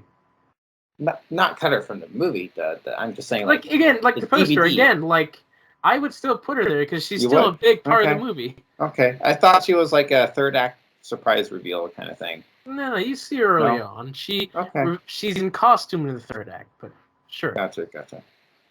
Okay. Then I don't know enough of the movie to say anything then. Okay. Yeah, we haven't watched it. Even then. Do I want to watch it? 10 years, maybe. Yeah. I don't know. It's just because not too many people have good things to say about that movie, so I'm just. I mean, sure. It's a bit divisive. Then again, a lot of those people didn't see the extended cut, so. That's true. I believe that. Why didn't they just release the extended cut? Because, like, at that time, films were trying to be like average, no more than 2.5 hours. And the extended cut is essentially 3 hours. It's 3 hours. Snyder has the tendency for going much longer, which studios kind of don't want that. They just want a proper length. But now that, dare I say, Endgame exists, now studios are okay with it. Like Endgame proved that people will come in drives to see a long movie. The Batman proved it's 3 hours long that people will come to see that movie. Now we're going to see a longer influx of longer movies. I mean, just Snyder's Justice League. It's 4 hours long. People, but also that was in streaming. Now the question is, are people going to watch a 4-hour movie in theaters? You know what I mean? I don't know. You have the Lord of the Rings. Each movie's 4 hours long with the extended cut. That's the extended cut, not in theaters. Right. I'm not saying it can't work. I'm not saying it's not going to happen. I'm just like, obviously we've proved it with 3 hours. Can we do it with 4 in theaters? Right. That's all I'm saying. Titanic was more than 3 hours. That was in theaters. But also that was in the 90s. That was like the longest movie at the time. But that was also before our current state of things. Right. What I'm saying is, like, right now, like, obviously people would have gone to see Snyder's Justice League in theaters if it was released in theaters. We know that. I don't know how big of a return it would have received, but obviously people would have gone to see it in theaters. Man, that would be interesting. 4 hours in the movie theater. My gosh. Exactly. That's my point. Like, are people willing to push that limit? Because it seems like people aren't ready to go past 3 hours yet. Yeah, we're still getting there. We've extended it to 3 hours now, but are people willing to go past 3 hours? Now, what I'm curious is, how long is Doctor Strange going to be? My current guess is 2 hours and 40 minutes. That's my current guess. That seems like a good guess. Was that your guess? Did I take that from you? No. No? Okay. I didn't have a guess, but like that's just a good length to have. That is a good length. Especially what we saw in the trailer. Like, that's a good length to have. Yeah. Man, like, the more I think about the trailer, it's like, what else is there? It's a big movie. I mean? Yeah. Like, I know you literally have a vault of cameos to go through, but the fact that how much they revealed in the trailer, I'm like, what more do you have? Yeah. Because if Marvel doesn't like spoiling stuff, then it means that there's more than what they've already spoiled. Anyway, congratulations on getting a glimpse of DC. Well, thank you. Experience your first Joker. Yes. Who's my favorite just character in general. What's your thoughts on the Joker movie then? I really liked it. Okay. It's very different, but right. I liked it for reasons. Of course, well, there are problems. Didn't a lot of people like that movie? Yeah, a lot of people really liked it. I was surprised to see like how low the Rotten Tomatoes score was for that one. Obviously, the critics were. There's a lot of critics backlash because it's just they were worried like, oh, this is a villain movie. Like, oh, are we like glorifying this villainous evil stuff? But like, no, we're not. What year was the Joker movie? 2019. So right before COVID. I was just about to ask if the Joker influenced Sony to do their Spider-Man movies, but then Venom was 2018. I think. Right. I would not recommend Joker to you.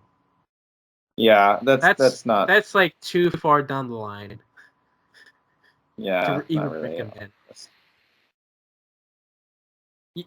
I'd say you had to really be a Joker guy like me. Mm-hmm. I'm a fanatic. What can I say? Yeah. I still will say.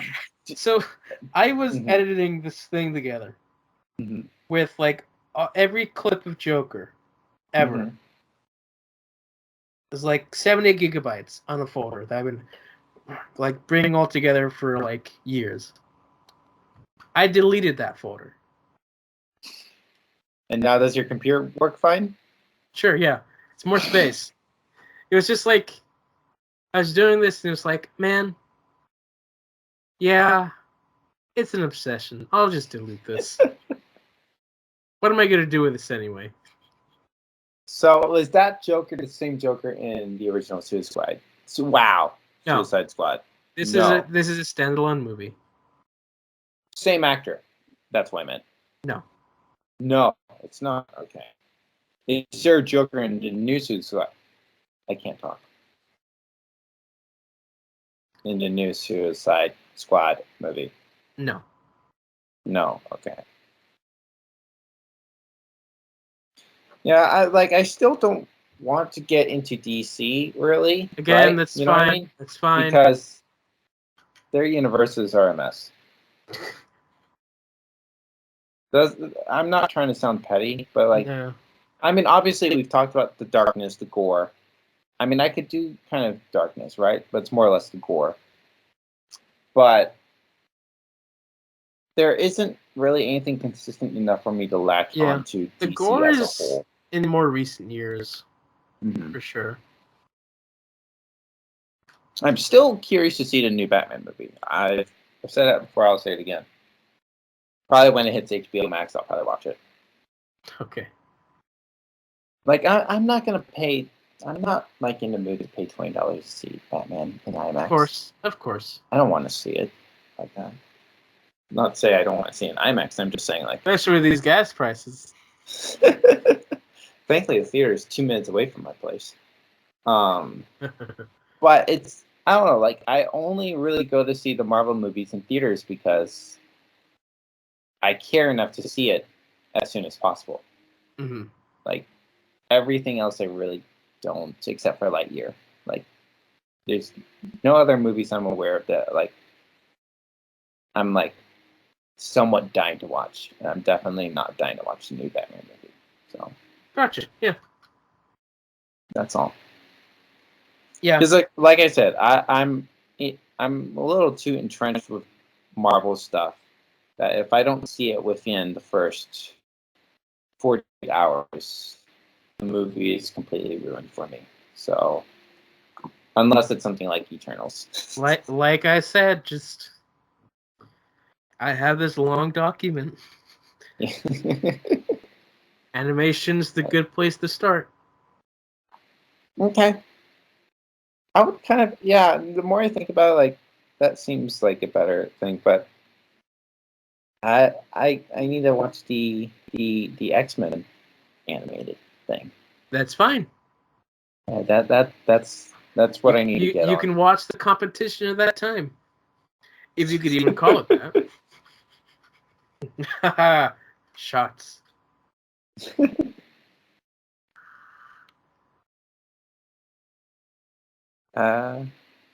Okay, here's something I thought. Obviously, many movies are shot the way they are. That's called cinematography, right? Yes. Not Marvel. Marvel, they're there to make the movie. They're there to make the story come to life in the live action movie. I'm not wrong, right? Correct. Like I bet, like you got Sam Raimi on this new Doctor Strange movie. I bet he's gonna. I mean, you can't not have some Sam Raimi in it. You know what I mean? Right. But in a very general sense, like, okay, this is my point. Why don't they just shoot all the Marvel movies in expanded IMAX at this point? You know what I mean? Like, they have no reason not to. Like, they're not there to make a cinematic movie. I bet some people would have cinematic reasons why they shoot things in IMAX, and some reasons, or to not shoot it in IMAX at all, or to shoot completely in IMAX. You know what I mean? Marvel has, they're not that kind of movie making machine to be like, it has to be this way. You know what I mean? Right. They literally do IMAX to do IMAX. And then you think about it, Shang-Chi was completely shot in IMAX. Shang-Chi out of all movies. No, I don't have anything against Shang-Chi, but Shang-Chi isn't a movie that I think would be shot completely in IMAX. You know what I mean? Mm-hmm. Yet it was. Why don't they, at this point, just shoot all the movies in IMAX?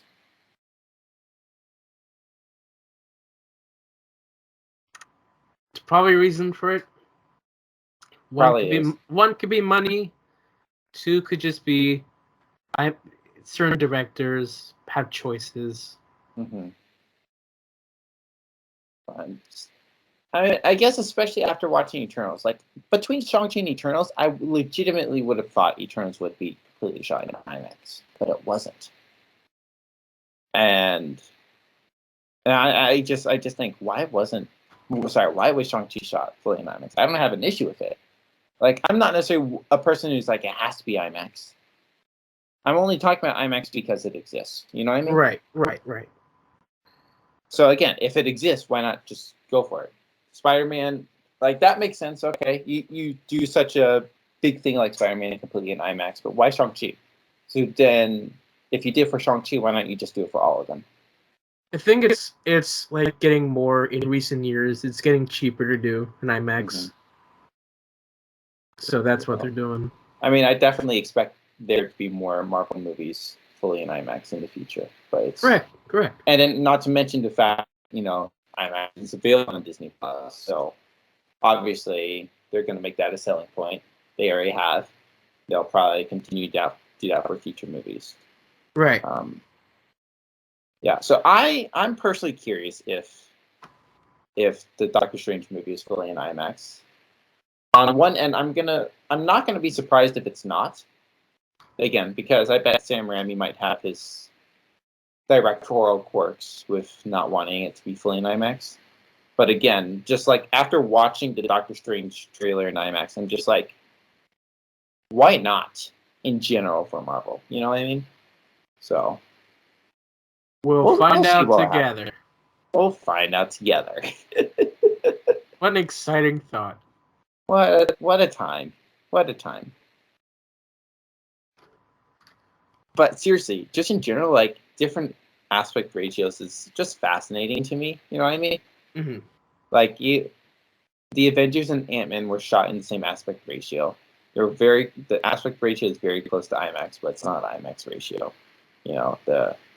Which contrasts obviously from IMAX ratio and general widescreen ratio, and then like you throw in the TV shows, which I bet is the general aspect ratio. Just like seeing different aspect ratios is just fascinating to me.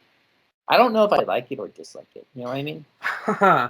Then it's also a thing to point out that even the IMAX on Disney Plus isn't full IMAX. Right. Because Snyder's Justice League is full IMAX. Is it? Yes, it's the proper 4:3 scale on HBO Max. Huh. And so there's still a whole lot of film left to see if they shot fully in IMAX with the Marvel movies. That's true. I think I believe the reason they released it that way is because you can't do 4:3 on your screen because you'll just have these black bars on the side. Right.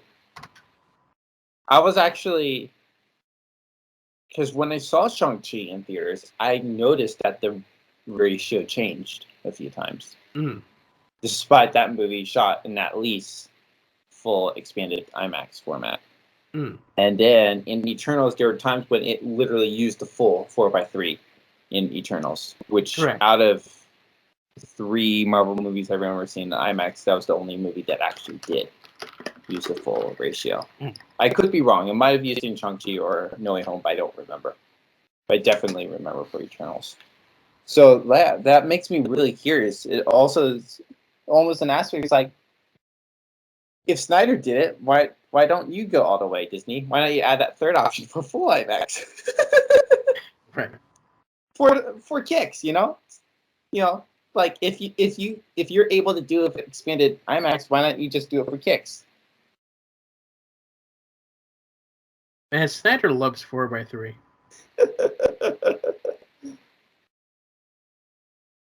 So there are some Snyder fans that are hoping with the Discovery merger that the Snyderverse will be restored. We've been What are wishing your- that. We've been wishing that for years. I'm fine if the Snyder Cut's all I get. At least I got that. Would you want it restored? And do you think it will happen? I mean, like, what are your general thoughts on that? I'm just curious. I mean,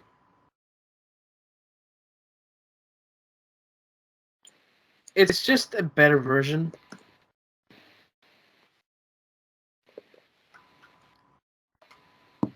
Like, it wouldn't work if it's restored.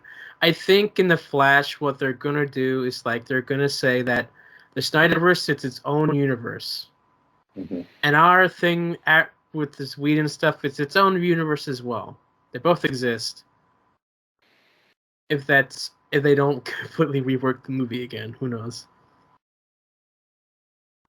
Who knows what they're gonna do? But technically, with the Whedonverse, there are two universes with that now, right? If we have two Suicide Squads, or is that more confusing than I'm realizing it is? No. Suicide Squad's still part of the same one. They just have so the they same. Literally made a sequel. Yes. So it's a sequel. It's a sequel with the exact same name. And then the Joker is its own universe from the first Suicide Squad movie. No. It's the same actor in its own universe. No. It's a completely different actor. Completely different actor in its own film. Gotcha. DC loves their multiverse. Honestly, it works better that way. You get these standalone films that work so much better. Are you excited for the Flashpoint movie? Yeah. You sound very confident. I mean, yeah. It was my most anticipated this year, so. Not anymore.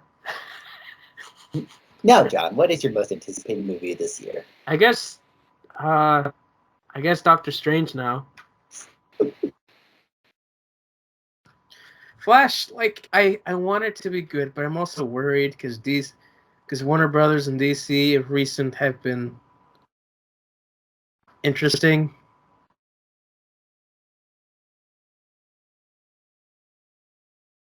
So we'll see.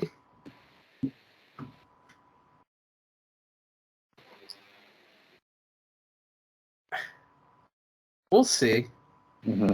It's a botched mess right now.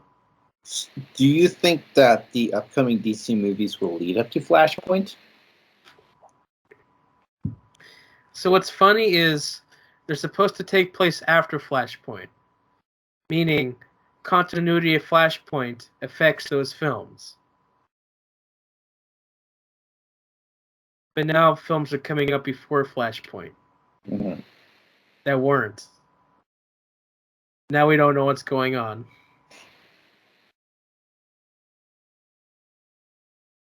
Have fun! Have fun, yeah. I mean, I gave up with this universe a long time ago. But you're still curious enough to watch whatever comes out. Yeah, in hopes that they do something good. Do you think that may happen with Flashpoint? I mean, here's the thing. Batman's good. It's not part of the universe, but Flash, they've not done a lot with Flash. And I like Flash as a character, so we'll see. Plus, they're doing multiverse crap with Flash, so I want to see that as well. It's funny to me because you were telling me that, with Marvel and DC competing at it with movies, you're like, DC said, at least we have the multiverse. And then now, Doctor Strange in the Multiverse of Madness is releasing before Flashpoint. And everyone's like, multiverse is the thing now. But it's just almost ironic to me that I know. Marvel caught up with DC Very quickly. Very quickly. Very quickly. I mean, sure, DC still did the most. Not well, but they did the most. Mm-hmm. Doctor Strange probably going to do a whole lot more. Mm-hmm. We'll see. So happy Daredevil on Disney Plus week. Yes, happy that. I can't wait to get back on Disney Plus and watch them. I'm excited to revisit the shows. Good. Glad you are. That's crazy. That's actually happening. It is like, crazy. Am I gonna watch them? No, but am I gonna look on Disney Plus and see them on there and be happy? Yes. What's even more crazy is how they'll classify them. Let me pull up Disney Plus and make my prediction. Because who knows if they'll put them in the canon? I don't think they will. I don't think they will either. But they don't exactly have a proper legacy series. The closest they have to a legacy series is the Marvel series and specials. Yes. Where not only are stuff like Agent Carter and Inhumans are placed in, but also stuff like WandaVision and Loki. It's such... I don't like that. It's a mess. What I think one of the international countries had, they have the Marvel Legacy movies. I think one of the countries internationally, it's Legacy movies and shows. Mm-hmm.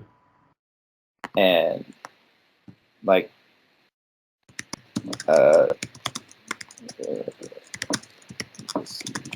me see if I can find this.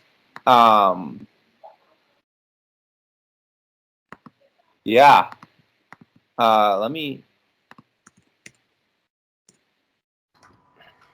look at that right there. Marvel Legacy movies and series. Yes. In some country internationally, where they combine the movies and the shows in one place. Mm-hmm. And I'm gonna be really curious if they're gonna end up doing that for America.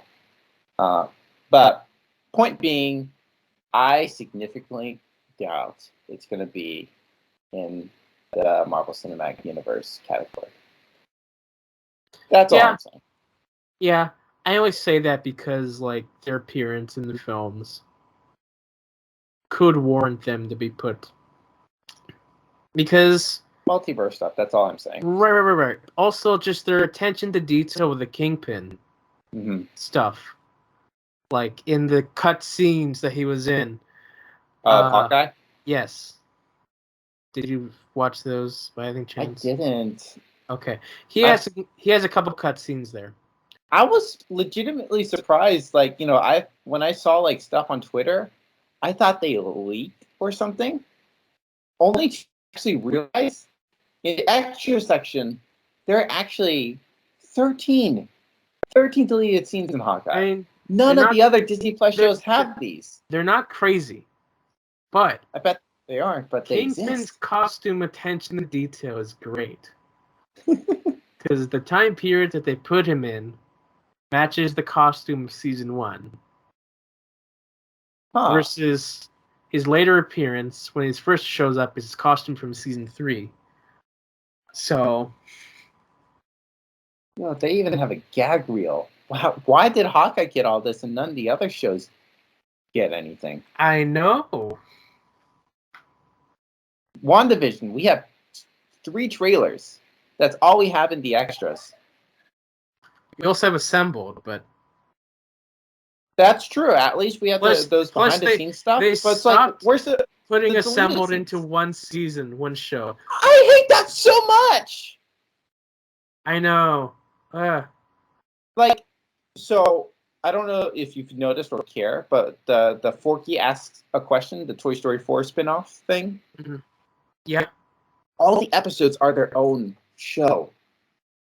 Oh. Yeah. It's not a season. It's their own. I'm like, are you kidding me?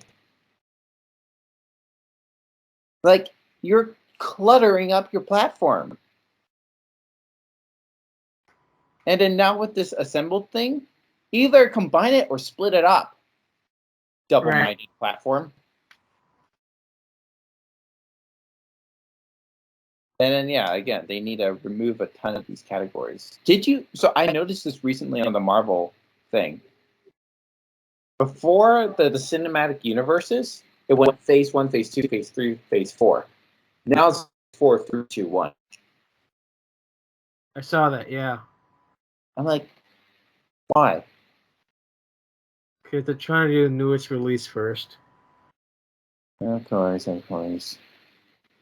Yeah. Isn't that what silly. their future is for? I mean, you even have a Marvel Cinematic Universe section with everything in reverse order from newest to oldest. Just goofy. Yeah. It's messy, yeah. At least they have a timeline order, but even that isn't accurate in my book. But I'm excited to see some Daredevil again. I'm excited to see it on Disney Plus for sure. One thing specific about Daredevil that I really love is the fights. So there's one specific fight in season 1, which was like everyone was raving about, and it's a hallway fight that it's shot as if it's like in one take. Nice. But there's hidden cuts in there, which they of course hide. And so every season after that, they've been trying to top it. So season 2, they have like another hallway fight, like another type of fight, but like they're all great. They're all fun. Okay. Then season 3 just blows it out of the water by. Oh really? It starts off by dialogue, then you go into a fight, you rest, into another fight, more dialogue back and forth, and it's 10 minutes long. No hidden cuts. It's a straight one take. Oh wow! And it's amazing. You know what I'm excited to see? What? Let me get this date. Yes, on March 16th, when all these things hit Disney Plus, and Agents of S.H.I.E.L.D. falls into the Marvel Legacy series category. And to watch all the Agents of S.H.I.E.L.D. fans cry. I know. I'm so excited, man. I'm so excited. It's gonna be a hoot. Because here, at the end of the day, I don't hate Agents of S.H.I.E.L.D. Yes, I never really watched it. I'm excited to watch it. But it's not MCU. Period. Like, can it be watched with the MCU? Yes. But it's not the MCU. And time again, have Agents of S.H.I.E.L.D. fans been told that it's not, and they cry about it. Again, the Hawkeye thing. The most recent example. But this is going to be the nail in the coffin. And if they don't accept this, they're literally living in freaking denial. Their only hope now is Doctor Strange.